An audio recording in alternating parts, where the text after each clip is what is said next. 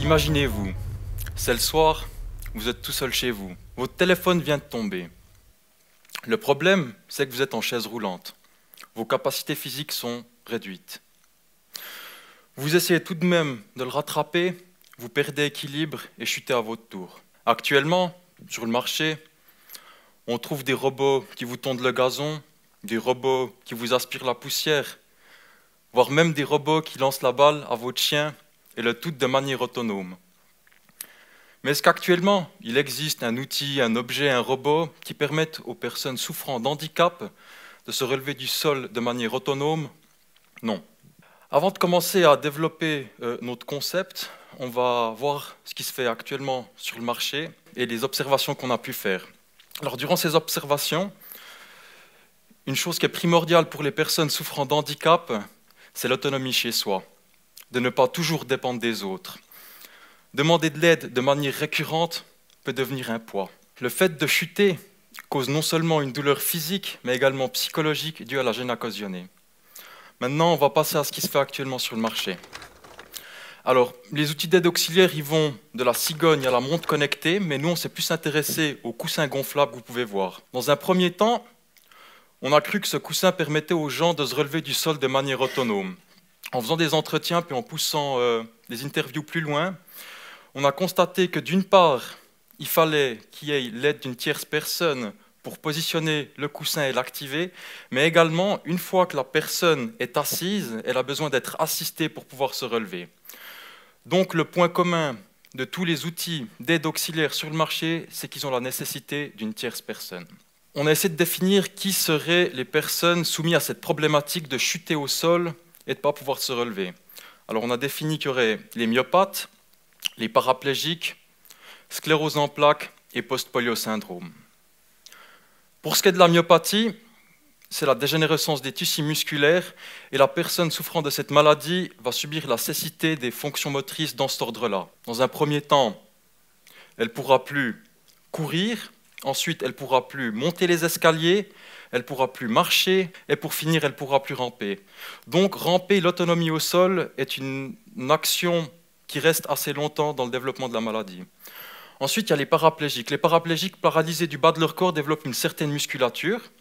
Dans un premier temps, ça va leur permettre de se relever grâce à des canapés, grâce à des sièges, de manière autonome.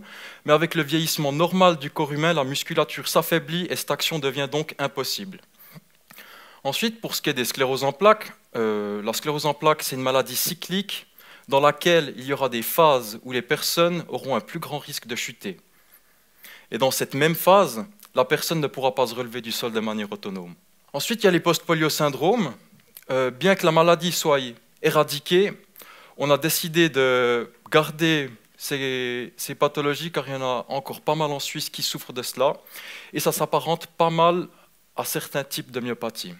Par la suite, on a approché les personnes concernées par ces maladies-là pour faire différentes observations.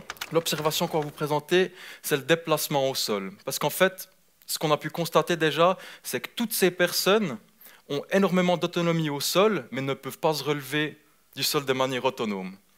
Alors pour ce qui est du déplacement, pour ceux qui sont derrière, vous ne pourrez peut-être pas voir, il faudra vous lever, je vais un peu vous le mimer parce qu'on ne comprend pas forcément, mais toutes ces personnes se déplacent de la même manière. Elles sont fesses contre le sol et elles vont se déplacer en arrière en utilisant le poids de leur tronc pour se balancer et s'appuyer sur leurs bras et ainsi pouvoir se déplacer dans l'appartement. Hop là.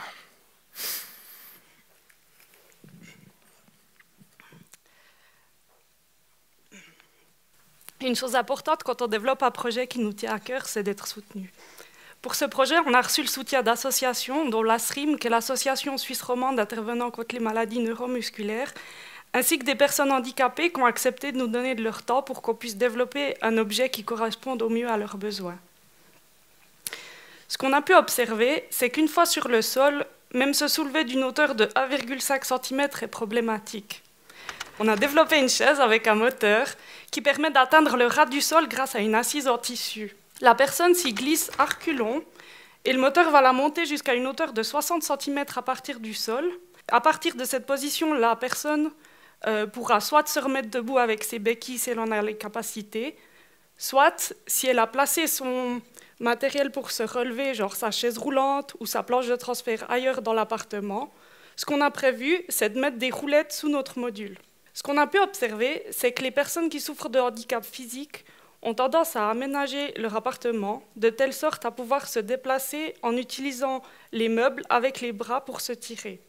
On peut donc totalement faire ça avec notre module et ses roulettes.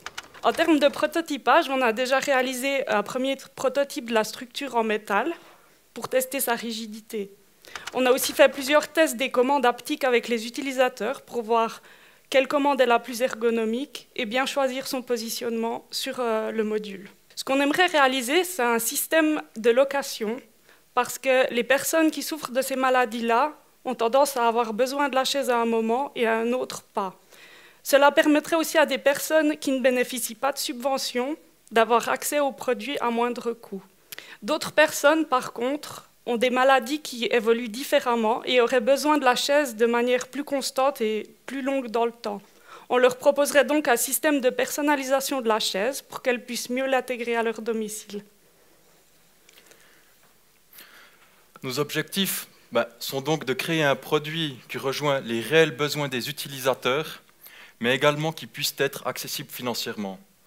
Et on fera tout notre possible pour atteindre ces objectifs. Et puis, un dernier truc pour nous, l'innovation, c'est créer un produit ou un service qui répond à un besoin qui est encore inassouvi.